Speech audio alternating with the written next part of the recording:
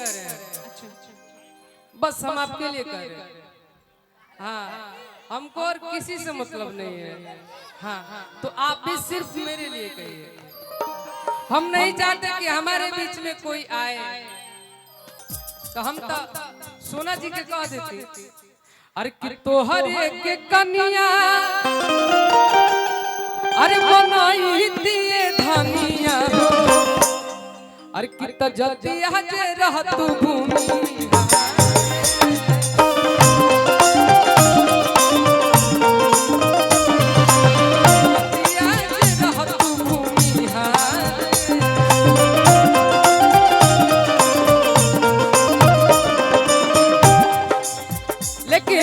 आज हमारे घर में बियाह बा, आज जगह हम स्वयंवर रचा लेती एक बात कह के दुनिया के सोझा हम तो के अपनाईती हो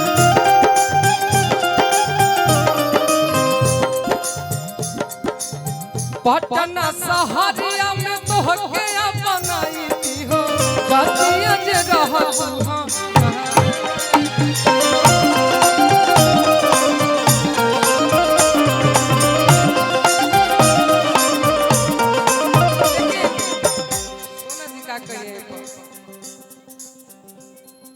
तू केकरा के दुल्हा बुलाई का ना कि दुनिया के सोझा हम हो दोह के अपनईती हो अजतिया जे रहता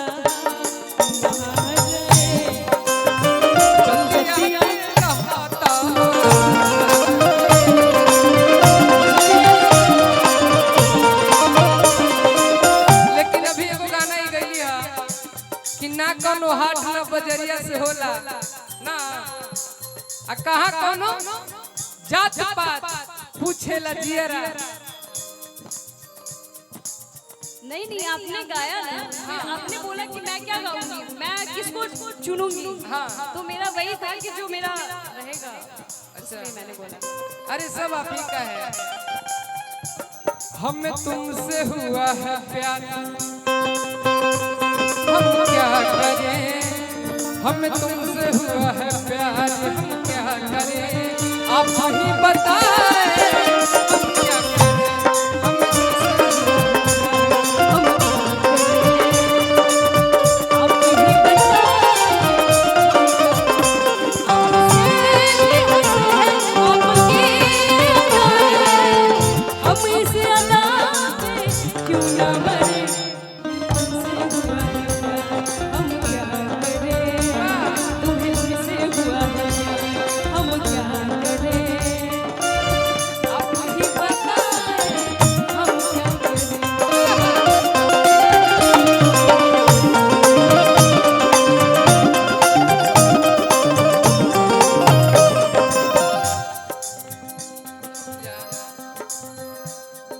हम क्या उनका खातिर कहनी है ई लोग के जे फरमाइश बा हम जानत नहीं हम जब अकेले रह तब सुनाए। हां अरे कि हम बाभन के बेटा अब पूरा जिला में नाम बड़ुए लेकिन हमें गाना गाने रहे कुछ दिन पहले अरे कि पूरा ई जिला जे बार रे कि हबे एरिया हमार रे कि पूरा बीती जीवन तोरा सासत में अरे कि तरंगदारी मिलल बा विरासत में जाई ना लागी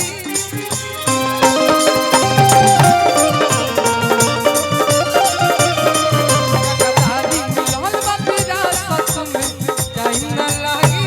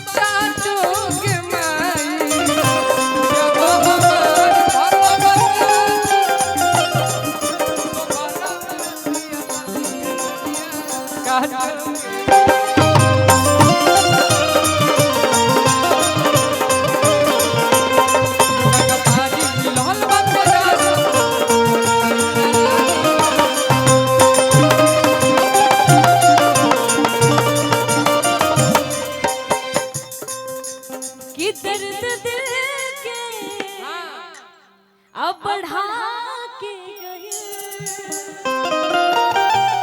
क्योंकि अब ये लड़की के लिए बोलते तो मैं लड़के के लिए ही बोल रही हूँ कि रुक ऐसा